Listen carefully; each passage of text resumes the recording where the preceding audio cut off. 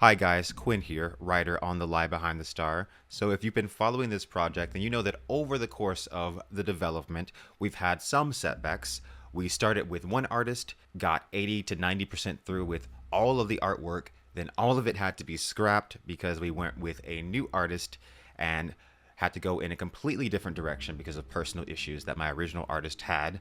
So, in that time, we've developed an entirely different art style, reworked the entire story, and I'm here to share some more details about the project and its story and its characters and where we are now. So, obviously, I have my major science fiction influences. One of them is Frank Herbert's Dune.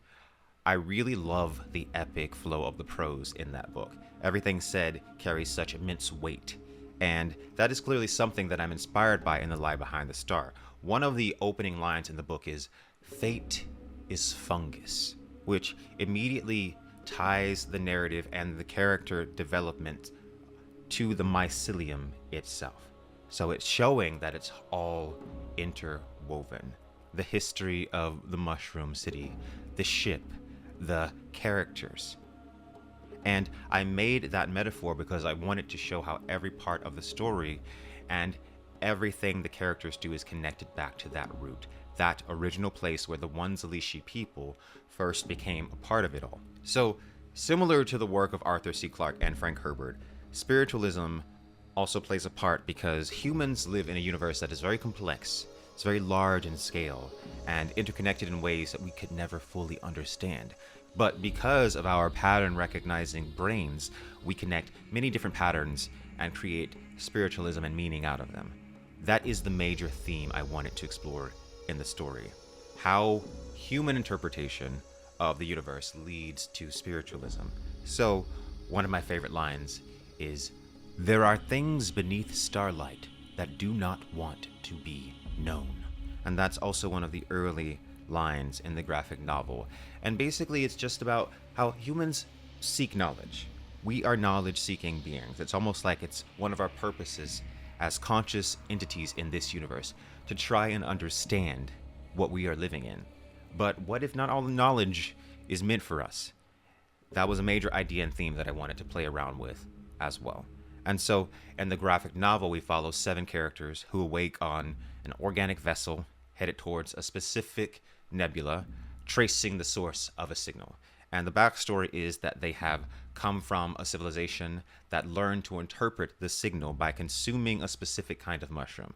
Now, these mushrooms seem to respond to the signal over time. The civilization developed a symbiotic relationship with them, and eventually they became advanced enough to send people out in search of its source. So, different factions of their civilization think of the source as a god, while some have a more scientific, reason-based approach. The 7 characters on board the vessel are meant to represent the different factions of their civilization. You have Ime, who is more devout and she really believes. And then you have Hadiza, who's more rational and motivated by knowledge and scientifically minded. You have Malek, who is of the Nazaramu. And the Nazaramu are more focused on power and dominance, and they want to lay claim to the heavens, so to speak. So each character is meant to represent a different side of that society. But ultimately, this mission is a cooperative effort. But of course, as in all stories like this, all science fiction stories, there's usually a cautionary tale. Naturally, things don't go the way they planned, and they end up becoming a part of a huge puzzle, and they have to make sense of something truly anomalous, a truly anomalous situation. There are lots of twists and turns, and I wanted the story to read almost like a mythic grand tale.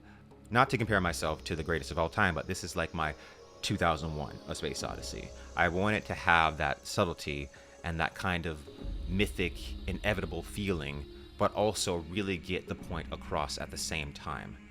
The artist Gio and I have been developing the book ever since we had to start over from scratch last year, and it's taken a lot of time, I know that, but we are making really good progress, and when I have a concrete date for finishing the entire thing, I'll let you guys know. As of right now, I still don't want to give a date because I don't want to miss the date again.